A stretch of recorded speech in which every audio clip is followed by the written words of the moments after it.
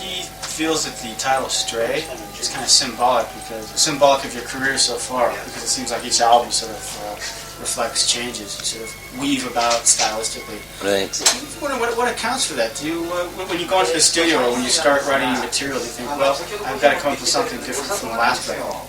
Is that what you bear in mind, or is it just sort of a natural evolution? No, I think it's more by accident than design, and it's just the fact that I've got a really eclectic record collection, and one day I want to be Wes Montgomery, and the next day I want to be Anita Baker, you know. So it's purely by accident. And on this album, this is the most varied album I've made in terms of the styles in the one album. So I think the title is symbolic. Yeah. Do you think you're the type who's like immediately influenced by what you're listening to on the spot? Absolutely, yeah. I mean, I think 50% of what I do is original, you know, and I put my own stamp on it, but 50% of what I do is just sort of regurgitated. It's really, I really wear my influences on my sleeve, and I don't mind that. So I'm not really copying, I'm just kind of celebrating what's going in music. You heard that you were listening to the Stone Roses and Happy Mondays these days, so are we to assume that some of their style is evident in the music? Well, maybe on the next album some of that will rub off. I just, you know, the Happy Mondays, I went to see them play Wembley recently and they were just fantastic. They really reminded me of a band from Manchester called The Fall that I grew up with, and I just think it's the same kind of music because it's really hypnotic to the point of being sort of moronic and demented, and I like that aspect of their music.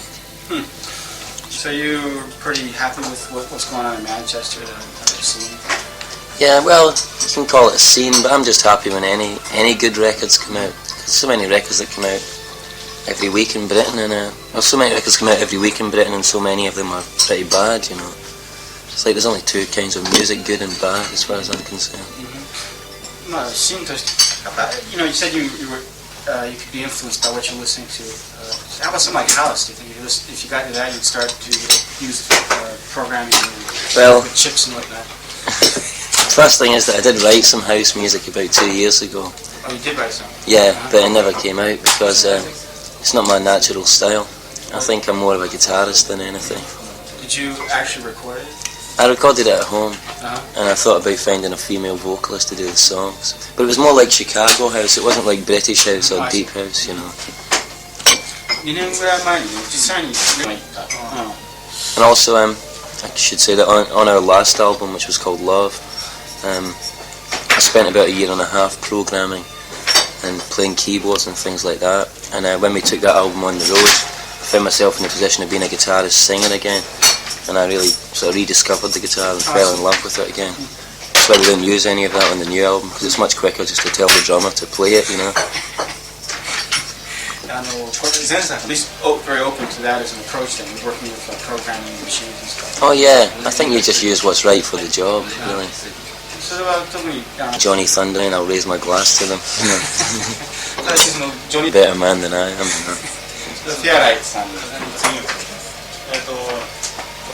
There have been detractors that call Roddy Frame to translate directly here, flaccid, gutless dropout. Oh really? There have been detractors who have offered criticism along those lines. Oh. Which is I guess, you know, sort of tongue-in-cheek though, the type of slamming you get in the British press. Well, I think they're probably in London. Writing for a magazine. I'm in Tokyo drinking coffee and playing shows and spending money. So there may be a little bit of jealousy there. Who knows? Yeah. I'm sure that British press has never suffered from jealousy. So maybe the thing about the gutless part being may owe to the fact that you know, the actual song, the music you produce is almost like brilliant, genius-like, but it tends to drift from one style to another.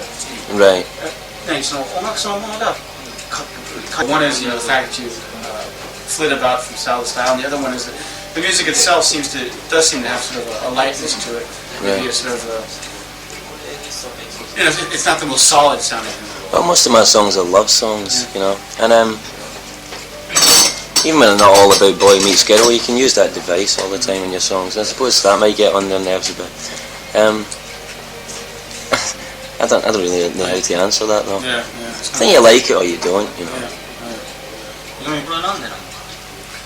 You never have really collaborated with anybody like over a long period of time, even a short period of time. So you're kind of a loner, right? Aren't you? Yeah, it just so happened that way. Before we even got to make our first record, our first drummer had left, and we got someone else, and then just went from there. And some people just want to move on and do their own thing after they've worked with Aztec Camera, and some people get asked to leave. You know, so. Why do you? There must be a reason for that, because so things are always in motion. Because I think I like changing things up, and I think what I do is pretty playful, and you know, you get a bit bored like with the same sound. So, you know, but like I say, a lot of people have just left over the years to go and do their own thing. I think that's okay.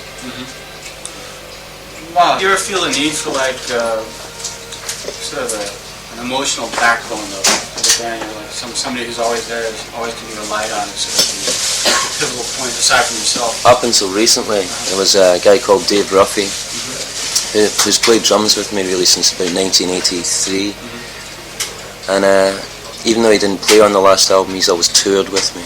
And we lost him quite recently. He went off to, it sounds like he died. No, he actually, closest thing to it, he went off to play with Sinead O'Connor.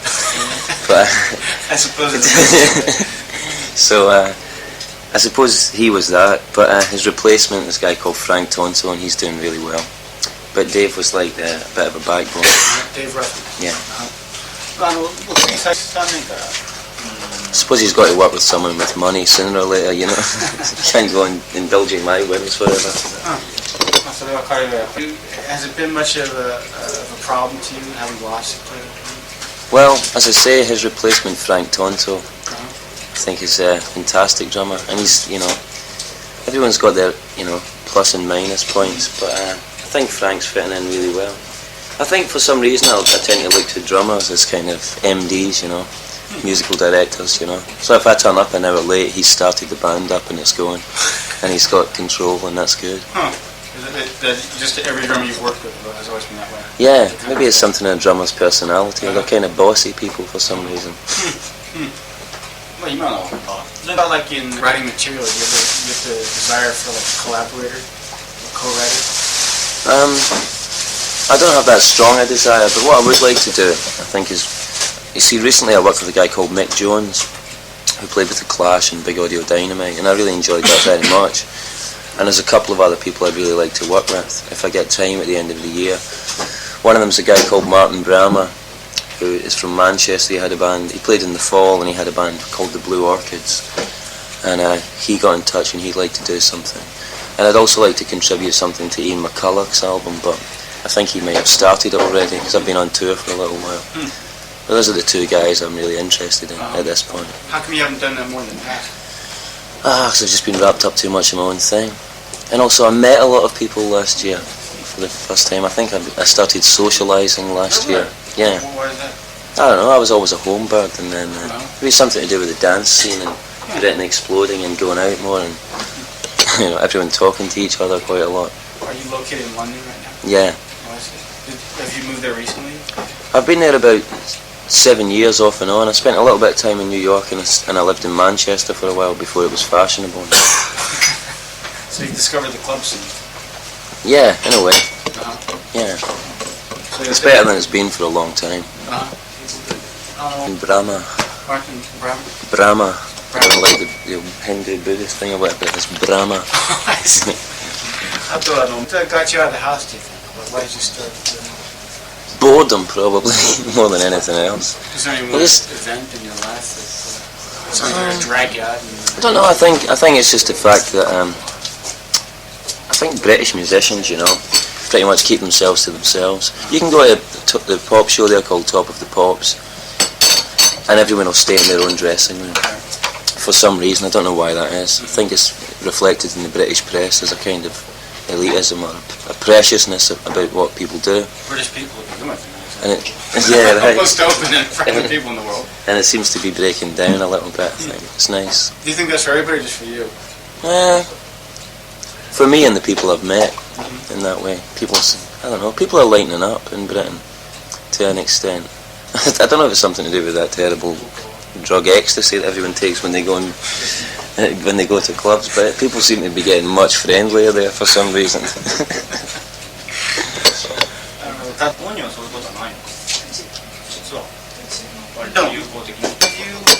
Were you like in your younger days also kind of, did you keep to yourself? Oh yeah, I was one of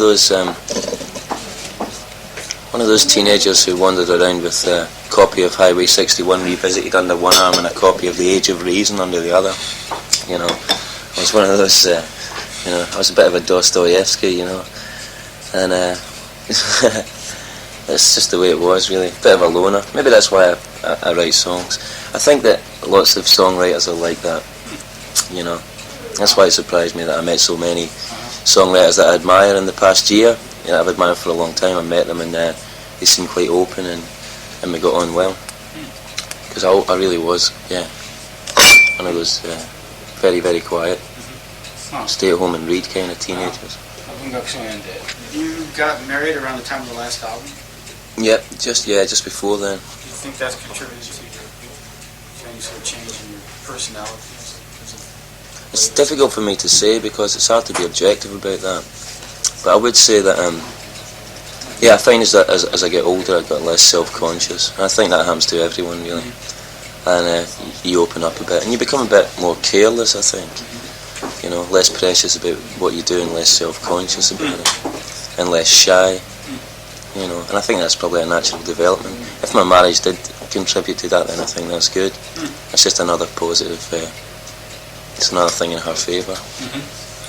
Okay, I'm taking it on. Arrogant, self-centred person, I think it's just let me know that that's what I am for sure. Well enough, it's like looking in a mirror, you can see what you are. Do you think that sort of your personality in that respect has influenced your music, and that you've always insisted on doing what you want to do till the end?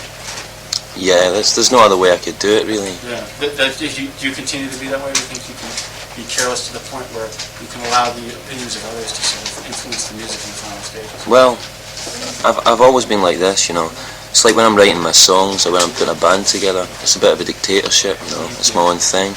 But when we get in the studio or on the road, I find it becomes much more democratic. When I'm in the studio, I'll drag in the receptionist and ask her what she thinks of the bass part. And people sometimes freak out because they're not supposed to comment on the star in the studio's music. But I ask everyone's opinion, from the guy who's like second engineer to like whoever's in the room at the time. Wait, is that part of your dictatorship, or is that something new? No, that's something over the past few years that I find myself doing. I just leave the door open and anyone who wants to walk in and comment can. Oh, so that's been a major change then. In the past, it used to be more of a dictatorship. On the first album, I was quite precious about it. But now you sort of opened up. And I think everyone's opinion's valid, whether they can play C major 7th or not. But will that actually lead to your change in music, though? Or I think the music's changing. I think it's becoming more open and more influenced by other people. The last album took a rather soulful direction, you thought. And he had almost was under the impression that you were going to stay on in America and return to the UK. Was that a possibility for some time? Why did you return to the UK? Well, no matter how much time I spend out of the UK, I tend to think of it as my home. And even though it's kind of gone downhill in the past 10 years, coincidentally, I just think that there's still a good spirit there, and it's where I'm from, it's where I feel most comfortable, I suppose, and even though I feel at home in America, it's just something that takes me back to the UK all the time. I'm sure what it is. How long were you in America? I've spent like 4 and 5 months out of the past few years there, going over there, working. I started writing this new album in America, in fact, and don't know. I'm a bit of an East Coaster though in America. I get on a lot better in New York than I do in LA. I see. Was there like a possibility of you actually staying there? I don't know why he asked the question. Well, I've been thinking about staying in America for quite a while, but it's just something that's always at the back of my mind. I'm always thinking about it. I'm privileged enough to be able to go and spend time there when I want. 違う方向に行ったのかと。He asked that question because he noted like sort of the soulful flavor of the last album. He kind of got the feeling that he was sort of all of a sudden become enlightened to the way of soul. And you were kind of going to stay on in America and also you guys become soul brother number two. Soul brother, yeah. I'm about as soulful as a white guy can get, But I guess that's why he asked the question. He thought stylistically you had kind of adopted something new, something American. Right. And you were going to change your lifestyle accordingly. No, not really. Just didn't happen. Didn't happen. No. Well, what accounted for the soulful aspect? You have to excuse my ignorance. Oh no, just because I've always liked soul music, and I suppose there were like 4 people who really influenced the last album, and one of them was a Scottish band called the Blue Nile, and there was Scritti Politti, Anita Baker and Luther Vandross, and what ties them together is really their production values. There's a kind of slickness about what they do, and even though it's soul music, it's not soul music in the old James Brown sense of the word. It's not funky drummer. It's like it's got a more ethereal or a softer thing to it. Nuevo retro was the word. Is it? Really? Yeah, that's what one black journalist in America dubbed Anita Baker that. Because it's sort of old values presented in a very new, sort of glossy manner. Okay. Yeah, and well, actually Luther Vandross, I suppose it could also apply to Luther as well, because he does sort of take the old values. And he adds a little bit of funk here, but it's really not that risky. It doesn't sweat that much. That's right, it doesn't sweat that much. Nuevo retro. Yeah, well, that's what it is. Yes. Yeah, thanks. You got something to say in your next interview. I'll remember that for the next one. You could, on Australia, when you mentioned those 4 artists there, were you talking about Stray or Love? Oh, sorry, I was talking about Love. Okay, how about Stray? Do you think that could be boiled down to you can break apart the tones? Yeah, I can. I'll tell you exactly what went on. Like I say, when I made that Love album, I spent a lot of time in New York listening to WBLS and programming, like the soft black station, like the pop end, Quiet Storm, or whatever they call it. All this terminology. And programming machines and spending a lot of time doing that and working on arrangements and demos. And then when I took that album out on the road, like I say, I found myself in the position of being a singer-songwriter again, because I was, when I go on the road, I'm the guy at the front who plays guitar and sings. And I just rediscovered the guitar. So when I got home from that tour, I suppose I spent like the last year or something just listening to all my favourite guitarists again. And that's like Johnny Thunders and the Byrds and Wes Montgomery and Charlie Bird and Django Reinhardt, Vinnie Riley, and I just think the guitar is just the most expressive instrument, and I kind of feel really at home with it again. So who knows, that might all change. I might end up making ambient music next year, but please, don't get carried away.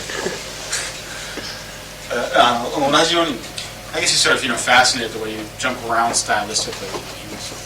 I guess about 3/4 of the questions. Yeah, I'm a bugger to live with, to tell you. Well, he was warning though, like for example, in the case of like Keith Richards, it's like he's rock and roll, and that's sort of what he does. The only thing he really does. Is there any style that you'd like to call your own, or that you can call your own? To call my own? Is there any one mode of music? I think I've always made British pop music, no matter what I've aspired to. So I can fool myself that I'm making a record like Anita Baker while I'm doing it, but when I look back on it, it sounds like a British pop band. I suppose that's what I am. Well, that's what I was telling him before the interview. He was saying, "Just kind of changed the nonsense." I said, "It kind of all sounds like just British pop to me." Right. I guess it depends on who's listening to it. Mas, you seem kind of enviable in that you're able to do what you do best and still, lead a rather normal life, whereas a lot of the other musicians sort of seem to be committing suicide, before our very eyes. Keith Richards, a very good example, Axl Rose, and Guns N' Roses, or even like Morrissey as well. Seems like somebody who might himself into the ground. Just on the side of him. Or through ginseng abuse. 生活はまたミュージシャンみたいな。はい。これどう思うか。そういう風になりたいなってないですか。Any time in your career wanted to emulate that sort of an artist, like somebody who's like almost willing to die for the name of music and the name of his art? Well, I don't think those people die for music. I think they die because of drugs. You know, it's like it doesn't matter if you're a stockbroker or a musician. If you want to take heroin, you're taking a bit of a chance. So, you know, that's kind of what I think. And that's fair enough. I think people go their own way. Personally, I find that thing a bit boring. I mean, I like to party with the best of them, you know, but I don't know, every junkie I've ever met, it's just been really boring. It's like they can't stay awake while you're speaking to them, you know. And I don't find that very dangerous or fascinating. I just find that kind of dull. なんていうのかな。それはもう別に命をかけてね、彼には。So let's put it this way then. There is such a thing though as like as artists who sort of put their life on the line or almost seem to burn themselves out for their art. Have you ever wanted to be that way? Well, I think I put myself on the line because I think when I write songs, I think they're pretty open and I leave myself pretty vulnerable. But I've thought about that, and I think that's my job really. I think someone's got to do that. Might as well be me. And yeah, I mean, I write about personal things, and I try to write quite honestly. So in that way, I'm putting myself on the line. But I'm not really sure what you mean by dying for your music. I mean, I don't really think you can put guitarists in the same league as like a Van Gogh or something like that. You know, where your music pushes you to the brink of insanity, because really what you're doing is making 3.5-minute pop records most of the time. You know, it's not. There's no proof that Van Gogh's brilliance pushed him to insanity. No crazy guy to begin with. Yeah, I think he just had an ear infection. And they are actually saying that now. Right. Yeah. その人はね、I had an interview with the lead vocalist for Prefab Sprout, Yeah. whose name he can't recall. Paddy. Paddy, that's Yeah. Paddy McAleer. That's right. And he was saying how when he writes music, he really does not have the time or patience to put up with anybody and sort of trashes the room and stuff, and really can't control himself when he's writing material. Do you ever get that way, or was it? I do lock myself out of the way quite a bit, but like I say, recently it's become easier. For the first time I've actually sat down in the studio and written songs. I wrote one in like 45 minutes while the engineer was at the bar last time, and I suppose it's just becoming easier for me, you know. But yeah, I know what he's saying. Yeah, you can get pretty wrapped up in it, yeah. But these days I tend to think that when it's not coming and it's not flowing, then it's time to go and watch a movie and come back later, you know. それはね、昔は人を前にしてとても曲 now are striving more for a sense of oneness with the audience. That's what he feels. They seem to be placing more emphasis on live performance than on records. Right. How about in your own particular case? Well, the way it happens with me is that while I'm out on the road, I'm thinking, wow, I wish I could be back home making another record, and then when I'm in the studio I'm totally bored and I can't wait to get out on the road. I think there is more emphasis on live performance than there was for a few years. I'm not really sure why that is. I suppose on the one hand with the Manchester scene, it's all about dance and it's all about audience participation and everyone dressing the same and getting off on the same thing. And on the other hand, there's a real American Springsteen kind of influence in a lot of the Scottish bands like Deacon Blue and Texas and Slide and people like that, where they're into that sort of fist-waving rock and roll, hey, kick-ass sort of thing. So I suppose those are the two schools that's coming from. But then again, I mean, there's always been sort of Paul chant tradition there. Yeah, with like Simple Minds, I think they. Yeah, yeah. You too. Yeah. All these bands just. I was talking about the younger bands. Really. Oh, I see. Yeah. Like in the more recent bands who've come out. Okay. So if you derive a lot of enjoyment from going out on the road then? Absolutely. Yeah, I love it.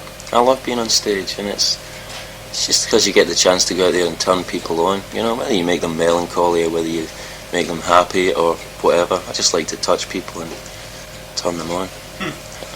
それは人を喜ばすっていう仕事が非常に assume you were the type who, you know, sort of puts up with laughing the road, but really enjoys going to the room there alone and strumming the guitar and writing songs on your own. That's going to be... No, it's like I say, you know, I do tend to get a bit bored in the studio. Yeah. I think a recording studio is a hell of a strange place to make music, you know. So I tend to work in spurts in there, and I don't work as hard as some people do in the studio. I love being on the road. I think it's great. It's like being Miss World. You just travel and meet people, you know. Well, it takes for granted the fact that you have a lot of confidence in your songwriting abilities and your abilities to record in the studio. How about on stage? How do you rate yourself as a performer, a live performer? Live performer? Well, I suppose about 8 out of 10. But I'm always trying, and that's the main thing. I think I overreach myself a lot. I try to do things on stage that maybe I should have practiced before I went out there. But I always go for it. So I suppose part of the thrill for the audience is seeing if I'm going to make it or not. Well, I it's good at that. But your talents in terms of controlling the audience, like bringing them up or bringing them down, how are you at that? I don't really want to control them. I don't like going to concerts and being controlled. I like to go to a concert and do what I want to do, think what I think and get off on it, you know. So it's, you know, I mean there is showbiz involved, but not to the extent of thinking, right, we'll bring them up here and bring them down, you know. Controls me in a way too. Sometimes you see people in the audience and you sort of forget what you're doing because you get into looking at them. Aztec Camera's got quite a pretty audience actually. Well, compared to Motorhead, you know.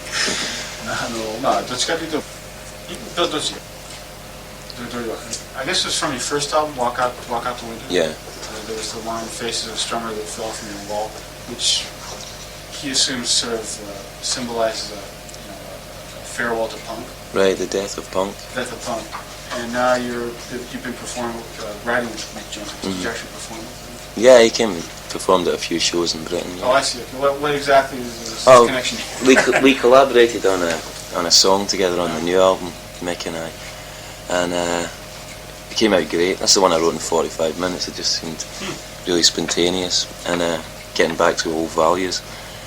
And what song was that? it was called Good Morning Britain, which is a kind of sloganeering, punky, Clash kind of song. And yeah, I suppose there's a resurgence of the punk attitude in what I'm doing now. You know, so it's become more spontaneous, a bit raunchier, if you like.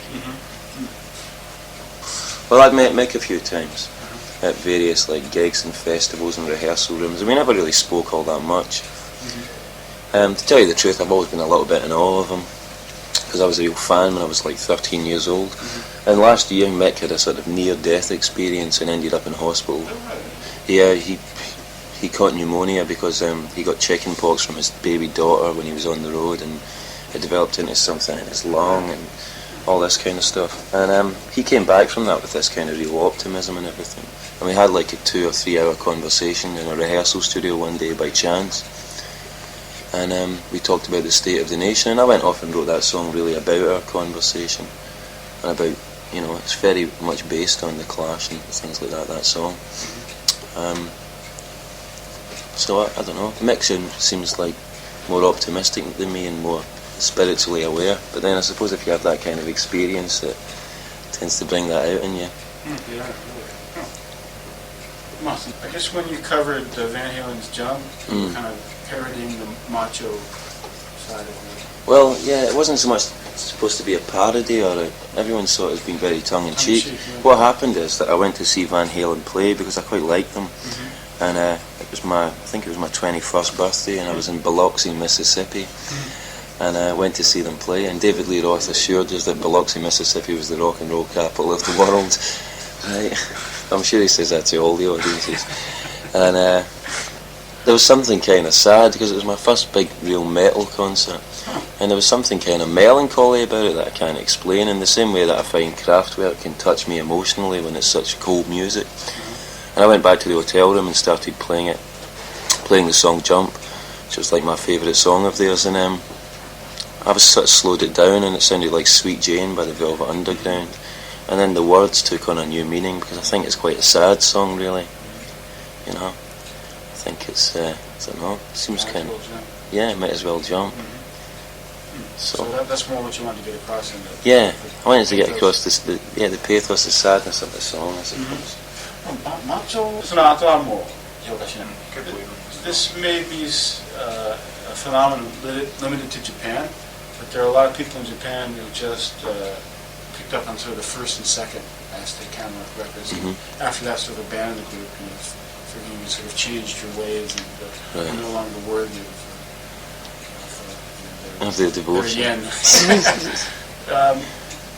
Is this something you've ever heard about before? Well, I think what happened was that on the third album, when I went off and did all this programming and stuff, we talked about Luther Vandross and all that. That was Love. Right. Yeah. I think people, maybe some people saw that as like being too commercial or something like that. But they didn't understand that that's exactly what I wanted to do. Yeah. You know, is make that kind of an album. So yeah, I think if that's the case, then that's probably why. It's really common here. I remember like we did an interview with was it Everything But the Yeah, Everything But the Girl. Yeah. Okay. The interviewer was accusing them of like selling out, Bob, using Tommy Lopuma. Yeah. And using all these studio musicians and stuff. Well, that's exactly what happened with me. I went and worked with Tommy Lopuma and he used the fellows and all that. But they were saying, well, look, we'd always wanted to work with top-tier musicians. We didn't think we were good enough. Yeah. We achieved that sort of status, and they accepted us. So they had felt they had arrived. Yeah. Here comes Japan. This guy's accusing them of selling out and stuff. Yeah. So you get that a lot here. Well, that's okay. I think that's fair enough. I mean, I think if people don't like your records, they just shouldn't buy them. I don't really expect people to like everything that I do.